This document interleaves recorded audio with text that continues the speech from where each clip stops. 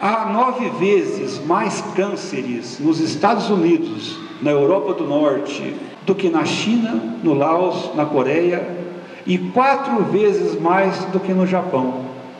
Então, essa é a informação que foi tirada quando se jogou, né, os tipos de câncer. Por exemplo, da esquerda de vocês, câncer de mama. Os vermelhinhos, onde tem maior incidência, lá, maior do que 101 casos por milhão. E o da direita, câncer de próstata. Olha lá, olha. As Américas do Norte e do Sul tem muito mais vermelho que os da direita. Isso significa esse levantamento que a Organização Mundial de Saúde tirou das informações que ela possuía.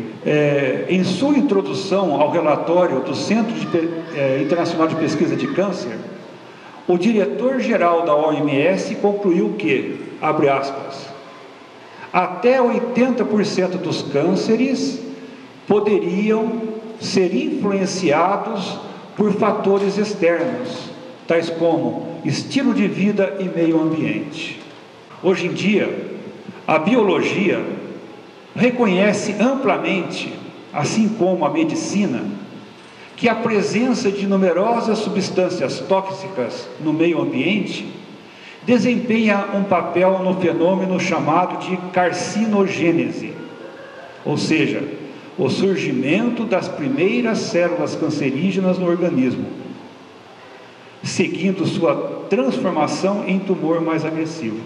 Em um relatório recente, os especialistas do Instituto Nacional do Câncer nos Estados Unidos frisaram, afirmaram, reforçaram que a carcinogênese, ou seja, o surgimento do câncer, não é um processo apenas desencadeador da doença, mas ele continua depois da doença ter aparecido, ter sido detectada. Ela continua crescendo, continua surgindo novas células.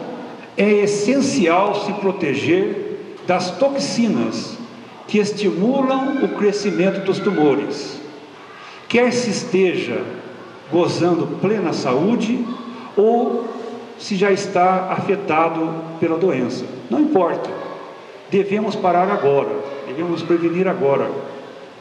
E essa desintoxicação é um conceito fundamental para a maior parte dos médicos antigos, desde Hipócrates até os médicos de uma medicina chamada ayurvédica, que é da Índia. Hoje em dia, para esses médicos que têm mais consciência, né, do ser humano, essa desintoxicação é uma necessidade absoluta. Vou fazer um parêntese aqui. E essa é a maior preocupação do Centro de Terapia Irmã Elisa. É provocar, é ajudar, favorecer essa desintoxicação. Fecha parênteses, vamos voltar lá.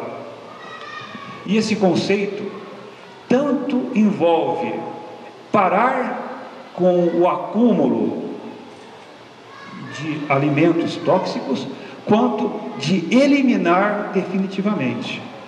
Então o conceito de intoxicação é esse.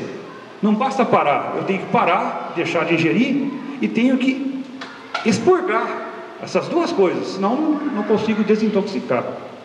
Se os cânceres são mais frequentes no Ocidente, né, América do Norte, Central, América do Sul e Europa, e se eles vêm aumentando desde 1940, nós vamos examinar o que é que mudou nesses países depois da Segunda Guerra Mundial, porque antes não tinha tanta incidência de câncer. Então, o que é que provocou essa epidemia que hoje nós todos estamos expostos? 3 fatores abalaram o meio ambiente nesses últimos 50 anos. O primeiro foi o aumento considerável da produção e da ingestão de açúcar. O segundo fator foi a transformação da agricultura e da criação de animais e, consequentemente, maior elaboração de produtos carnívoros, né? Então, essa transformação, o ser humano está se alimentando mais dessas coisas. E terceiro, a exposição a múltiplos produtos químicos que não existiam antes de 1940. E não se trata de um aumento sem importância, que pode ser desconsiderado de maneira alguma. Esses três fenômenos da sociedade estão profundamente vinculados no desenvolvimento dos cânceres. Para nos protegermos, é importante que tentemos compreendê-los. Os nossos genes, eles se constituíram há muitas centenas de anos, na época em que nossos ancestrais eram caçadores e colhedores de frutos, de raízes, grãos. Eles se adaptaram ao meio ambiente de nossos ancestrais, e especialmente às suas fontes de alimentos. Só que nossos genes evoluíram muito pouco, e hoje, como ontem, nossa fisiologia espera uma alimentação semelhante à que nossos ancestrais tinham quando comiam os produtos da colheita e da caça. Ou seja, a nossa fisiologia espera muitos legumes e frutas, de tempos em tempos, alguns ovos ou carnes de animais selvagens, de tempos em tempos, no equilíbrio perfeito entre os ácidos graxos essenciais, que é o ômega 3 e o ômega 6, tem que ter muito equilíbrio nesses dois ácidos, e também com muito pouco açúcar. A única fonte de açúcar na época era o mel. Então nós precisamos, o nosso organismo espera pouco açúcar e pouca farinha de trigo. E já que a gente vai ver por quê.